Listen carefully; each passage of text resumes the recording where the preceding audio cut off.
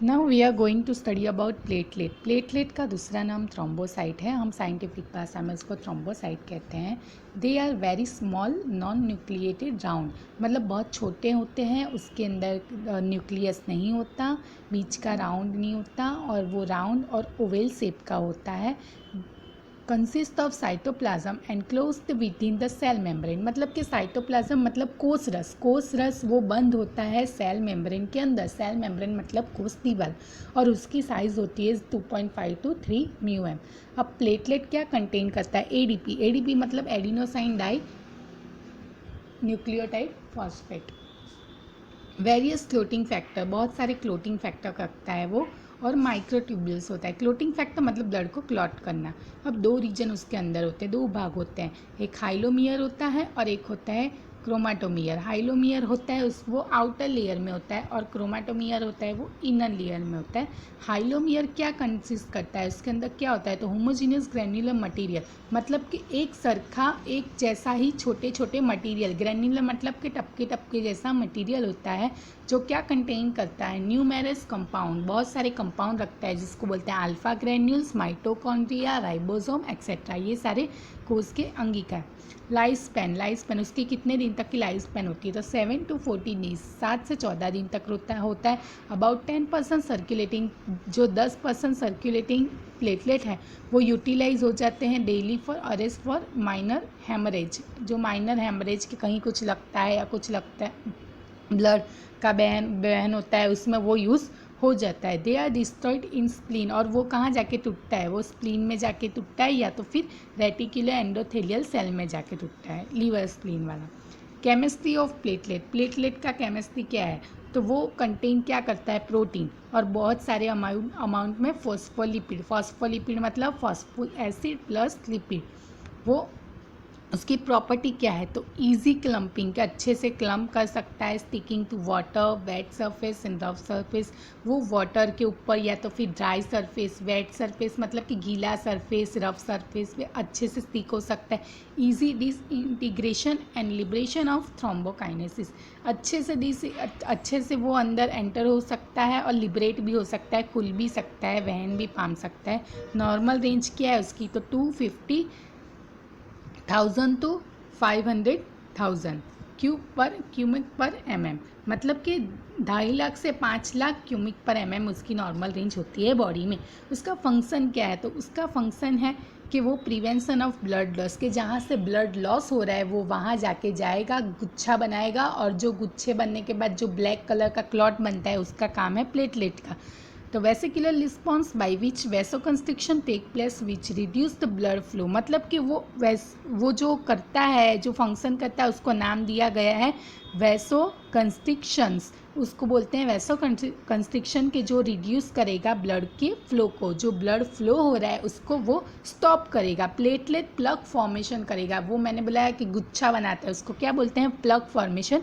और clot formation मतलब blood को जमाने में मदद करेगा। रिपेयर ऑफ कैपिलरी एंडोथेलियम, और जो कैपिलरी एंडोथेलियम के जहाँ इंजरी हुई है उसको भी वो रिपेयर करेगा। व्हेन प्लेटलेट आर डिसइंटीग्रेट, जब वो डिसइंटीग्रेट हो जाएंगे, 5 hydroxy tryptamine and histamine are release, तो वो 2 केमिकल रिलीज करेगा, पीएचटी एंड हिस्टेमाइन। अब अगर हमको प्लेटलेट की टेस्टिंग करनी है तो उसका एम क्या है? उसकी मेथड का नाम क्या है? हीमोसाइटोमेट्री। नॉर्मल रेंज हमने बताया 2.5 लाख से 5 लाख। अब उसकी रिक्वायरमेंट क्या है? तो टेस्ट ट्यूब चाहिए, स्टैंड चाहिए, टेस्ट ट्यूब स्टैंड चाहिए, न्यूबस चैम्बर चाहिए, माइक्रोस्कोप चाहिए, हीमोग्लोबिन पिपेट चाहिए, 5 ml वाली पिपेट चाहिए, पेट्री डिश चाहिए, प्लेटलेट डाइल्यूटिंग फ्लूइड चाहिए। और कौन सा सैंपल यूज़ करेंगे? जो पर्पल कलर की ट्यूब वाला बल्ब था वो, उसको क्या बोलेंगे? ईडीटीए वाला सैंपल इसमें यूज़ होगा। अब जो प्लेटलेट डाइल्यूटिंग फ्लूइड है वो कैसे बनता है? तो procaine, sodium chloride and distil water, जो ही HCl है वो 3 ग्राम उसको लाइज करता है आरबीसी को। सोडियम क्लोराइड 10 ग्राम लेना है, डिस्टिल वाटर 100 ml लेना है, और फिर उसको ये सारी चीज़ें मिक्स करके बनाना है। तो इन लोगों का फंक्शन क्या है? कि वो लाइज करेगा आरबीसी को, और जो ब्लड सैंपल है उसको डाइल्यूट करेंगे हम 1:100 के प्रमाण में।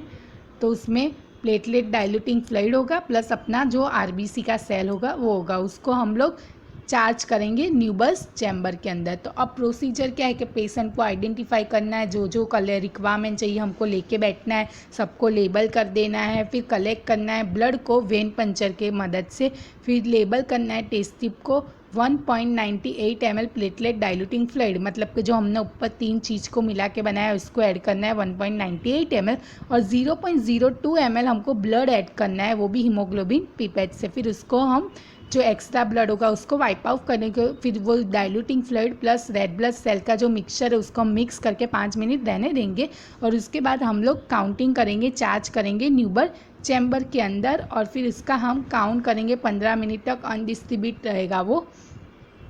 प्लेस द काउंटिंग चैम्बर, उसको अच्छे से रखना है, माइक्रोस्कोप में स्विच करना है और लो पावर मोड ऑब्जेक्टिव में देखना है, फिर उसको काउंट करना है। नाउ पहले लो पावर मोड पे 25 स्क्वायर में देखना है, फिर उसको हाई पावर मोड में देखना है, और उसके बाद फिर से 25 स्मॉल स्क्वायर में उसका काउंट करना है। फिर रिकॉर्ड करना है कि कितना रिजल्ट आया, जो हम लोग ने स्लाइड पे काउंट किया है कितना प्लेटलेट है वो। फिर उसके बाद जो वर्किंग एरिया पे काम कर रहे हैं उसको क्लीन करना है, हैंड को वॉश कर देना है। अब हमको कैलकुलेशन में कौन सा फॉर्मूला रखना है, तो platelet is equal to number of cell count, कि हमने कितने नंबर में सेल को काउंट किया है, प्लस डाइल्यूशन फैक्टर, जो हमने डाइल्यूशन फैक्टर लिया है वो, divided by area multiply by depth. अब डाइल्यूशन का फॉर्मूला हमने आगे पढ़ा है आरबीसी में, total volume divided by blood volume. Total volume मतलब जो प्लेटलेट डाइल्यूटिंग फ्लूइड था 1.98 प्लस जो हमारा वो था क्या कहते हैं प्लेटलेट का आरबीसी का सॉल्यूशन 0.02 डिवाइडेड बाय 0.02, तो उसका आएगा नॉर्मल, उसका पूरा कैलकुलेशन के बाद आएगा dilution factor 100। Area is equal to length side number of square, वो जितना जितना हमने 1/5 1/5 25 का जो हमने गिनती की है वो उसको रखना है। अब platelet is equal to P1 plus P2 plus P3 dot dot dot P25, मतलब को हमको 25 एरिया काउंट करना है, इसीलिए P25 तक नंबर देना है, मल्टीप्लाई करना है 100 को divided by 1 mm square multiply by 0.1 mm। और ये मैंने ये जो मैं फॉर्मूला बोल रही हूँ वो हम लोग इसी वीडियो में पिक्चर में आपको दिख जाएगा कि फॉर्मूला क्या है, तो आप मेंशन कर सकते हो, ये तो बुक में ऑलरेडी ये फॉर्मूला प्रोवाइडेड है। इसमें सिंपल यही करना है कि हम लोग ने 25 एरिया काउंट किया है, तो वो 25 जैसे फॉर एग्जांपल फर्स्ट एरिया में 5 आया, सेकेंड एरिया में 10 है, तो 5 + 10 + 8 ऐसे ऐसे वैसे 25 एरिया का जितना भी वैल्यू है वो रखना है, मल्टीप्लाई करना है 100 के साथ, डिवाइड